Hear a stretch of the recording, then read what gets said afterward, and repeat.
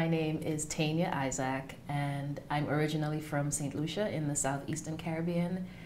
I moved to the U.S. in '94 for college and have been here since. I currently live in Philadelphia with my family, where I teach and make dances and write.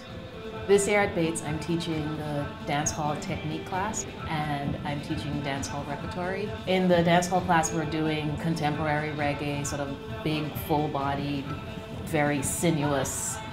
And what I try to do is break down some of the elements that I learned when I was growing up and going out dancing. It's like you're tied up with elastic, and every time you extend, things want to keep pulling you back to center. So I've always danced. I grew up in a culture where people dance. We went to folk dances with my dad.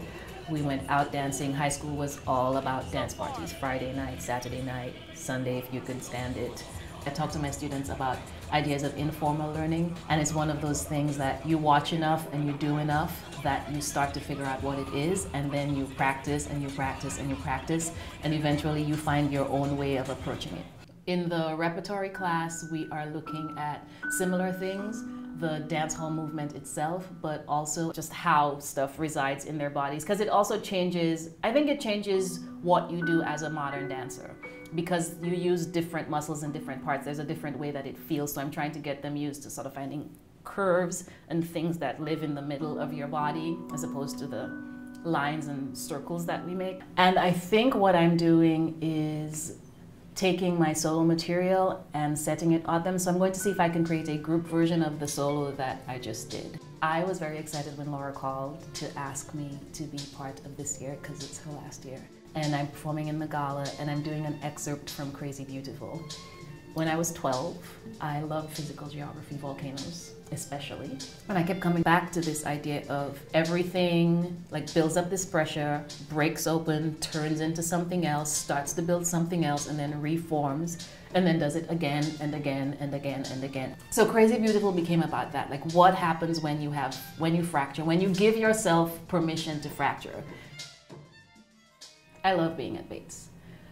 Laura has been tremendous support through the arc of my career, and I mean, she basically showed up in Philly when nobody knew anything about me and said, I really like your work, I really like talking to you, come to the festival. And I remember coming the first time and everyone going, oh, okay, who's this? And it went really well, and even in the years I have not been here, she has always been available for conversations. For me, teaching is a lot about the conversation and the capacity to feed curiosity, to feed someone else's curiosity, to help them ask a lot of questions and to figure out what they want to do in the world and how they want to direct their ideas. I really like college because there's a certainty with which college students enter the world for the most part that I think is amazing. I think like that age of sort of 16 to 21, when you've decided that you know everything and you've read everything and you've done everything and you are completely in charge of all of the information. So for me, it's how do you take that certainty and how do you channel it? Like give it enough information, not to squash it, but enough information to break open the next set of things so that we have a society that changes and we have a culture that shifts and we respect the fact that there is this energy and these sets of ideas that keep coming in, and I get excited about that.